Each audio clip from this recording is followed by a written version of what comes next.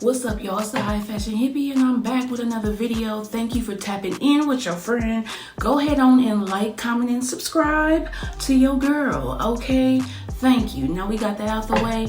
I'm bringing y'all this recap and review of Phat Tuesday on Amazon Prime. It's about comedy in the 90s, black comedians getting on, basically, and this is like the black comedy renaissance, as they refer to it in this first episode. So yeah, y'all, let's get right into it. So basically, this is what I'm gonna give y'all before I go ahead and start the recap. Okay, so Guy Tori, y'all know him? I'm gonna add a picture, but I can't even think of nothing that he in right now. But y'all know him. He has a brother named Joe Tori who was in Poetic Justice. Yeah, Guy Tori, yes. You have seen him in small roles here and there, like Life. He was in a movie with Faison Love, y'all, called Trippin'. He was also in, like I said, American History X. Yes, that.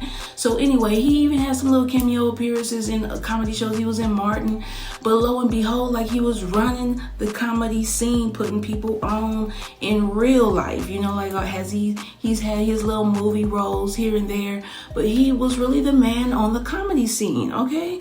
Because he brought or showcased a comedy night at the Comedy Store, legendary Comedy Store, and it was on a Tuesday night.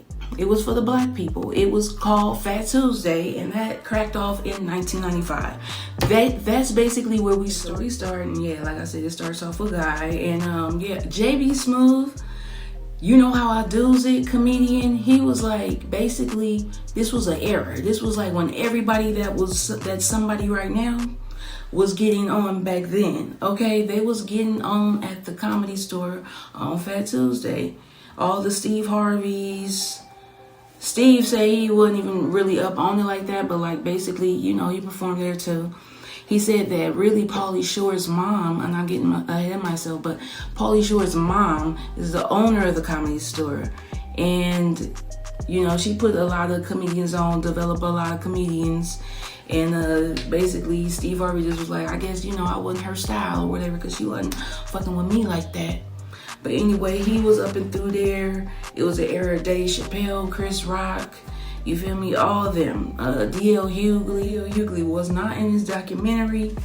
I don't know. Maybe he just didn't want to get vaccinated. The outside and the inside, wherever the signatures are, there at the Comedy Store, is hella signatures, okay? Ain't none of these comedians that was showcased and got on and just made it legendary, and you know, that incorporated to the legendariness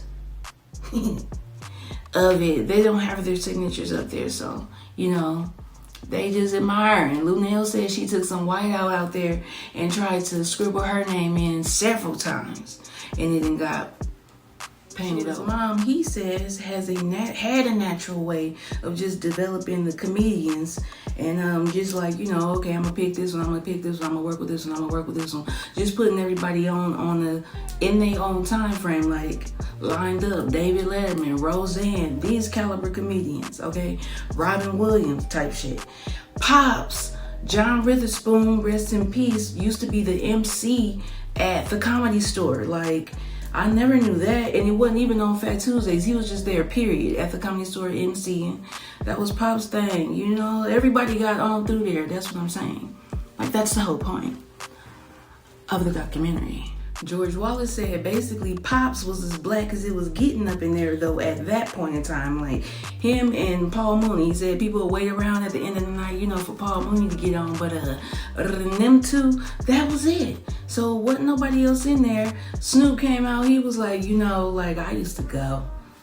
Yeah, I used to go. I went a few times, and that shit was corny to me. They really wasn't the shit like that. Basically, you know, at the time, comedy was very segregated, y'all. It was like a white people thing, basically. For you to be for them to be comfortable with you, basically performing, like, you had to be special. You had to be a special kind of comedian to be like likable, basically, to just enter that comedian realm. You feel me? And yeah, they said basically they had to end up doing black comedy for white people. Like, you know, you could be black, you could be funny, but do not cross that line into uncomfortability. Don't do that, because it's just not gonna pop off. And this was Marsha Warfield. I remember her name like as a little kid, kind of like hearing it, you feel me? But I thought she was a singer. Now I'm seeing that this lady was a whole comedian. Earthquake said the Comedy Store was very, very, very, very white. Lunel backs that up. Very, very white, she said. Seconds that. Then they show a clip, y'all, of a man on stage. He like, how many of y'all in here white? What the hell was I trying to say? Damn.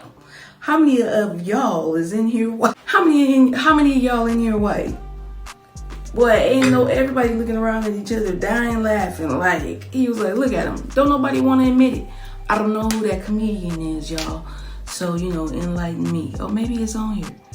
I don't think it is. Okay, no, it's not. You know how when you pause it and you get the actors in that scene, you know? No, it's not in there. And they definitely need to update Lunel picture. They got her out here looking not the greatest. Okay, so now you guys, we get to talking about the legendary Robin Harris Baby Kids. Okay, what else? House Party, the Dad on House Party, the mean guy, Baby's Kids, and a bunch of other stuff he was in. You know him.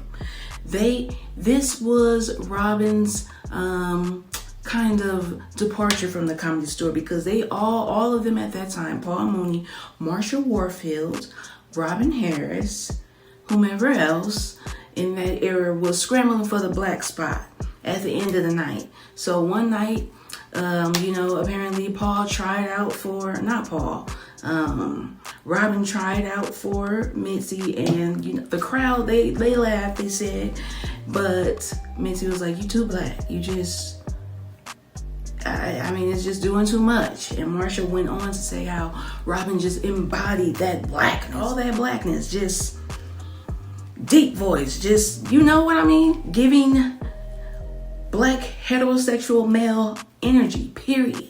And it was just too much, apparently, for the Comedy Store's crowd. He wasn't palatable, and he wasn't getting no airtime, basically. And he told Marsha, like, you know what? I gotta bounce because I can't do this no more.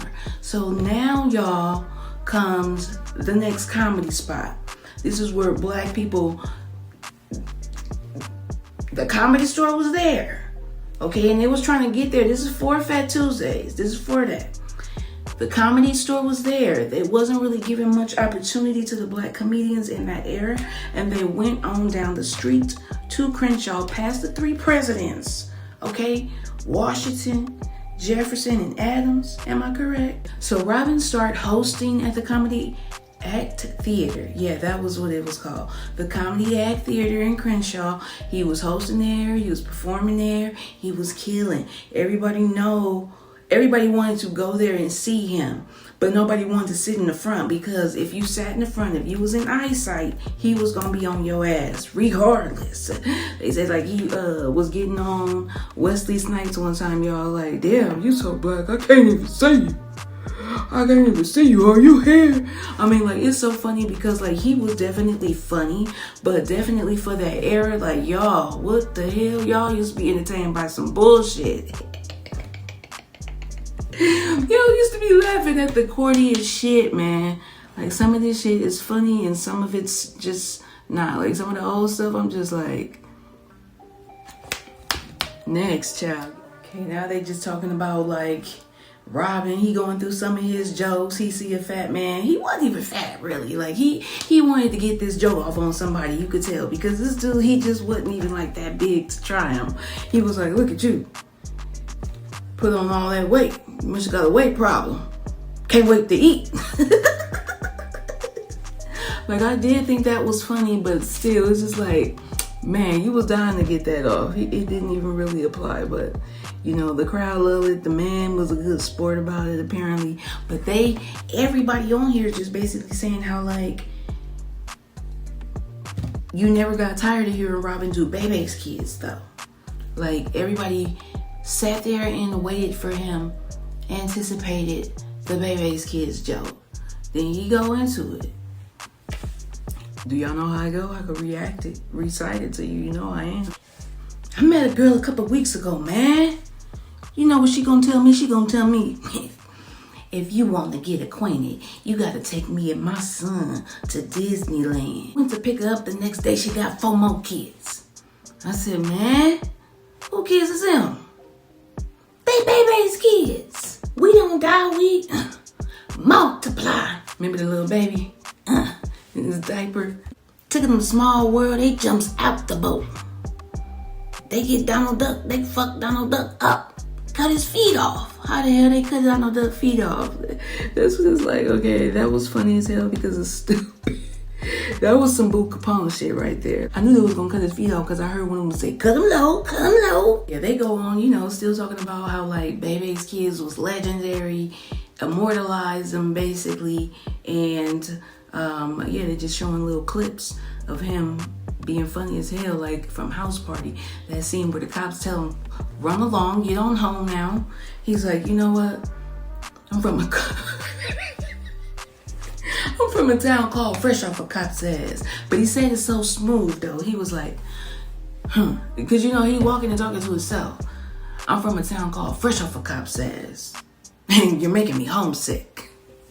The fact that he said you're, like, bro, you really are pushing it. I'm from a town called Fresh Off a Cop's Ass. You're making me homesick.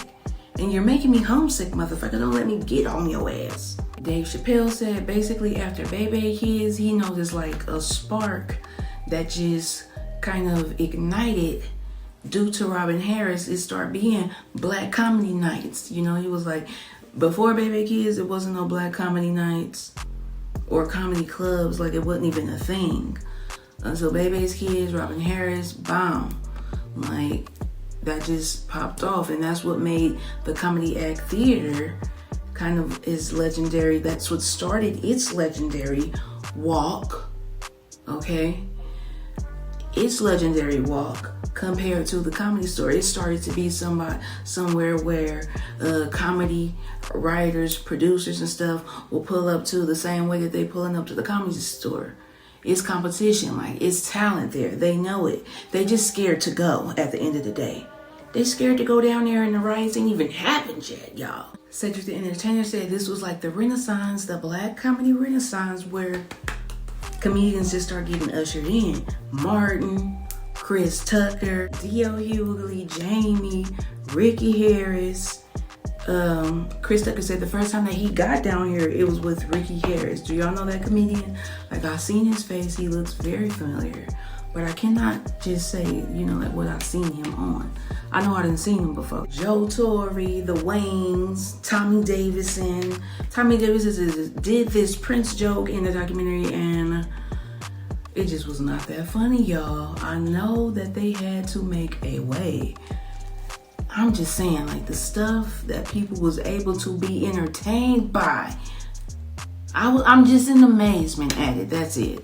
Because his little Prince at McDonald's, I guess that really just go back to show that, yeah, you had to whiten it up and just not really be so freaking black like that. Even though, you know, just a little backstory on Tommy Davidson, he was raised by a white woman. Okay, his mom is actually white. He was adopted, and yeah, she raised him. Maybe Tommy Davidson ain't really the best example in this case of somebody having to water themselves down or be palatable, because like he was just already that Carlton type nigga. He just seemed hyper back in Living Color days. That's what I remembered him in. His little movies and all the stuff that he did, just he always was like a hyper little skinny man to me. Like, okay, so you was whitening up, watering down the whole time. If you performing at the Comedy Act Theater, you just happy to be there and happy to be your full authentic black self, because you know, like, you can just be yourself and be received. They gonna get your jokes if you funny, okay, that part. And the crowd was just gonna be tough on you. Like they made the reference that, you know, like, white people go to the comedy club to laugh. White people go to laugh. Black people go to not laugh. They go to just like, I be ready to laugh. I do. I'm not like that. Like, I give up my laughs. I be the only one laughing sometime. Like, I make the comedian feel good about being up there on stage. white people will be nice about it. If you up there bombing, they'll at least smile at you like, he's trying. Black people gonna be mad. Earthquake was like, black people gonna be offended that you didn't waste their time, to come up there and not be funny type shit. Like, shifting in their seat, looking like, what the hell is he talking about? Like, is he funny to you? Do you get what he's talking about? Like, what is he talking about? I cannot imagine being on stage and having that, like looking at people not laugh and be just annoyed by your presence type shit. Like, just people trying to figure out, like, do he really work here? Is he a comedian? Is you a waitress? Is you a waitress? Because the shit you got don't make you look like a waitress. Steve already said, black audiences are not polite. Black audiences are not polite. Like, he said the shit twice. Double down. Niggas is roll. Period. Guy Tori was like, yeah, niggas be like, be funny, motherfucker. You gonna be funny tonight?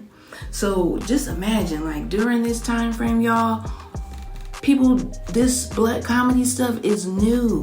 So it's celebrities, it's locals, just everybody in one, setting. Kind of like when social media first popped off, like in the MySpace days, everybody wasn't verified. Everybody on that, like on celebrity level, how it is right now with influencers and shit, like, that was not really on that level in the MySpace days. Everybody was on an equal playing field. Like, you could hit somebody up and they'll sometimes respond at you. Because Afion Crockett said that basically the Comedy Act Theater gave birth to Def Comedy Jam, okay?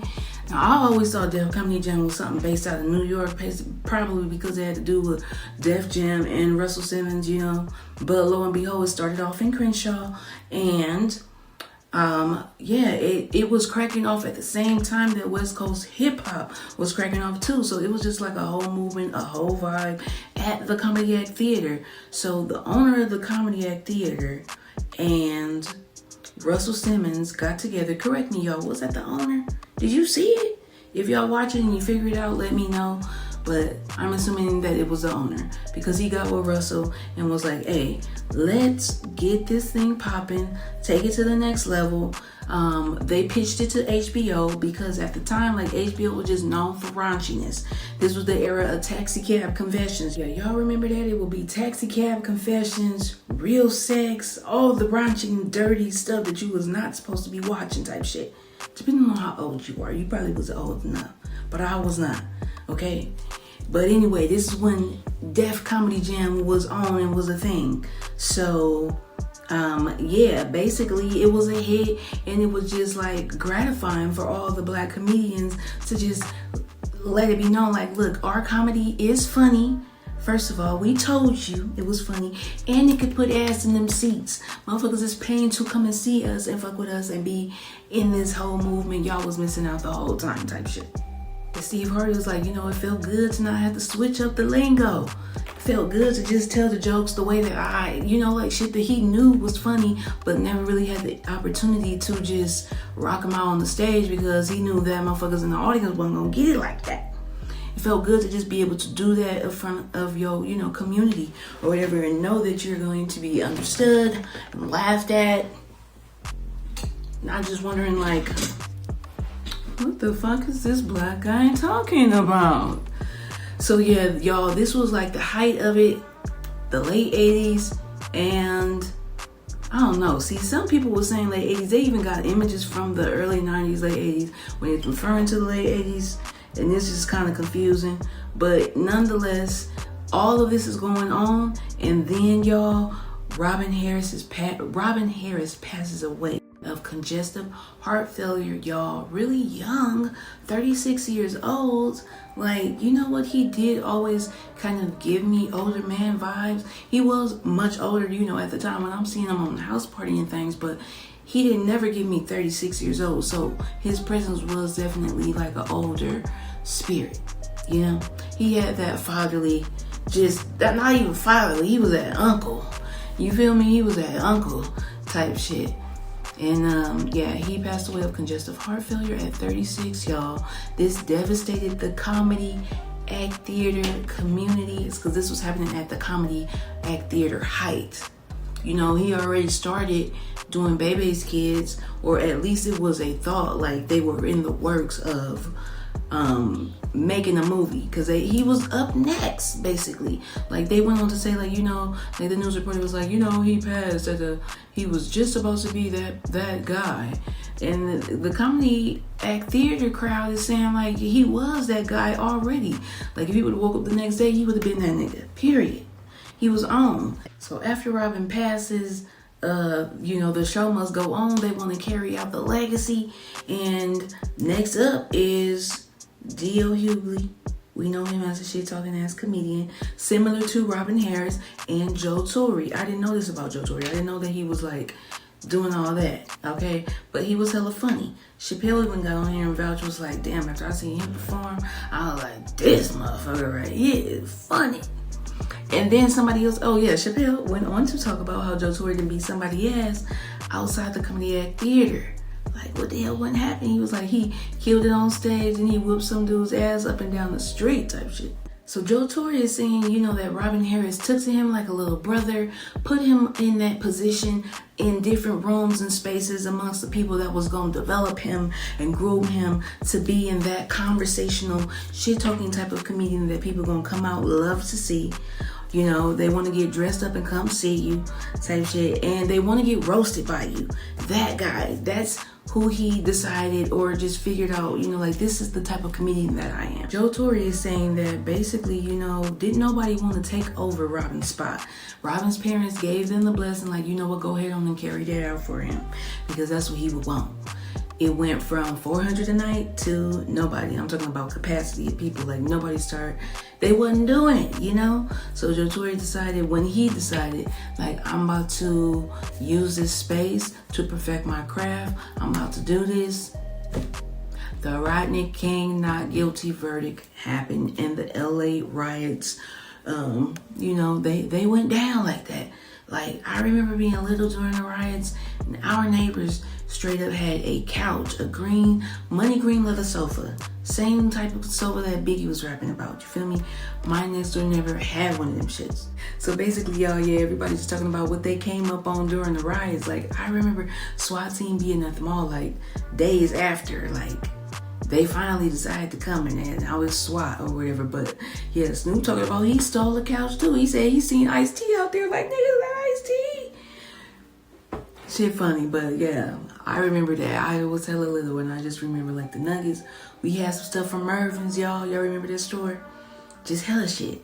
You know that Big Brother Joe Torre is the man at the Comedy Act Theater. I ain't gonna even say now that, but just during this time frame, his brother decides to come down to LA as well to join him. Joe said, okay, cool. He trying to be a comedian. Joe ain't know he was even funny like that. Like, just off the rip, you could tell that they got a little animosity, a little sibling rivalry, okay? But they're still cordial enough or cool enough to just put it aside, but it's still there. There's tension. And I guess Joe let it be known that, hey, like, that's my brother and not me, and we two separate people. Don't be looking at me. I'm not my brother's keeper, basically. That was not the situation with these two fellas. The guy let it be known that when he got down to the Comedy Act Theater, that it wasn't even all cracked up to what his brother was putting on. Next up, Joe Torre started getting into movies. He do Poetic Justice with Janet and Tupac and Regina King. And yeah, they go on talking about a story where, like, you know, Joe invited guys to come out to a Janet Jackson party because, you know, they cool like that and all because of Poetic Justice. And guy is like, you know, I told him no, I got some jokes to work on. And I think that's when he realized, like, okay, he's serious about this. Boy, they cut to Joe. Joe, he looking like like that. Cut, because I was never thinking that. Like, he just starts dying laughing, like, bro, what I was thinking, like, come to the Janet Jackson party. Like, how you gonna turn down Janet Jackson? Come here, network. Like, this is an opportunity too. You could work on your jokes later, man. They ain't going nowhere, but use this as well. But anyway, so he didn't end up going. Joe thought that was hella funny and weird. But regardless, Joe ended up getting Guy a job as a runner on the Martin show. And, you know, he even came up with a joke for him one time. They started going to him as a resource because they knew he was funny. He came up with the Pam, your breath smell like train smoke joke. Like, he came up with that just on the spot. He killed. They started seeing his potential. He got him an extra role. Remember when he came out as like a fake Martin and his shirt said Martin paint on it with an arrow pointed up? Like, yeah, I know you remember that episode. That was Guy Tori. I'm getting the brothers confused because they do look just alike. Like, one of them got muscles and one of them just got that little Smurf look. Okay, so now Guy Tori, he's basically on his come up. He's on his rise. He started writing scripts. He's performing on like late night talk shows, such as the Vibe Show. They had a clip of him performing there. And he wants other talent from the Comedy Act Theater to be showcased. Now that the riots happened, ain't nobody really coming out like that. It's fewer and fewer places for comedy to be showcased. You know, and the Comedy Act Theater was one of the biggest or the most well-known. So he want execs to come down there, but they scared. They don't want to get beat up. It's fresh off the riots. So he's trying to find a way to bring the hood to Hollywood. Okay, so Guy gets in at the Comedy Store, manages to get a measly Tuesday out of all nights to showcase black comedy, but he like, you know what, I'ma still rock with it and make something out of nothing, for real, because they saying that Thursday and Friday is the good comedy nights, and Monday is the night the Comedy Store is known to crack, but y'all gonna give niggas a Tuesday? I'll wait. The Comedy Store was the first time that black comedians had the opportunity to be showcased in a white establishment. So that means more exposure, more people getting, you know, pulled into acting roles, more jokes getting stolen type shit, more opportunities. So Guy letting it be known, I mean, we already could tell seeing this backstory that he didn't have no money going into this thing. He basically trying to pull it off. He said he wanted to get a sponsorship from Russell Simmons from Phat Farm, so he wanted to put Phat somewhere in it, Phat or Farm, and came up with Phat Tuesdays. Okay, and yeah, basically that was it. He didn't know what the hell he was doing. Like, he didn't have no money and he didn't know what he was doing. He just scrounging up comedians, scrounging up employees, but the nigga put it off. This is a start. Nobody just even figured him to be that guy to come in and make these moves, be a comedy pioneer, paving the way. I had no idea that little funny guy, Guy Tori, was that nigga in the comedy industry. So shout out to him. I'm gonna come with episode 2 and 3 of this show.